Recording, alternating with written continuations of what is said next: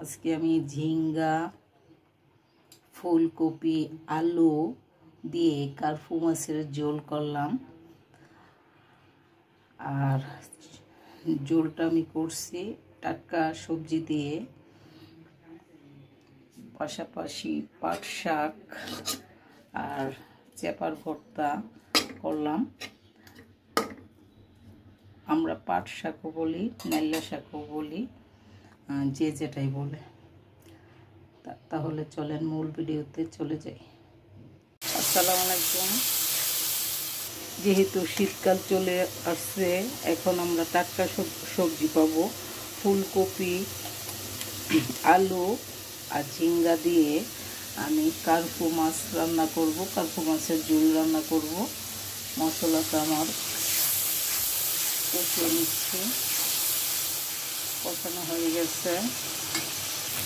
এখন আমি সবজিগুলো দিয়ে দিচ্ছি।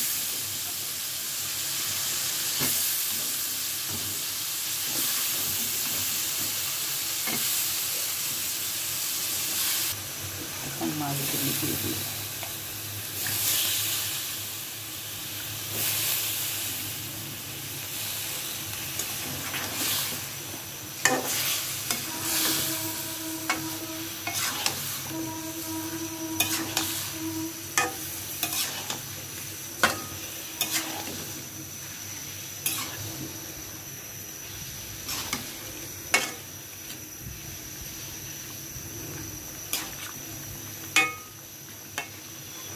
কষানোর জন্য এখন ডেকে দেব। কষানো হয়ে গেছে, এখন আমি ঝোল দিয়ে দিচ্ছি।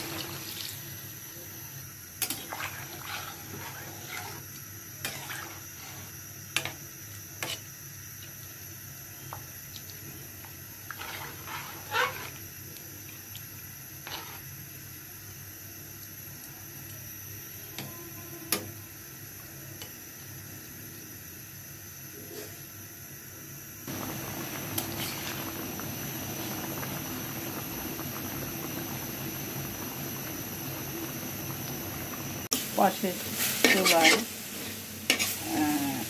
নাইলা শাক করতেছে। আর এই তো আইসে প্রতিদিন আমার নাইলা শাক, আর মাঝে মাঝে পেপার ভর্তা, এটা থাকবেই। আমার একটা মজার খাবার।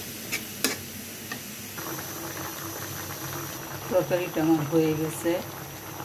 চলেন, শীত চলে আসলো যখন, আমরা সবাই যার যার ছাদে আছে বা উঠান আছে, আমরা সবজি বেশি করে লাগাই, টাটকা সবজি খাই। আর আপনারা লাইক কমেন্ট করবেন। ধন্যবাদ।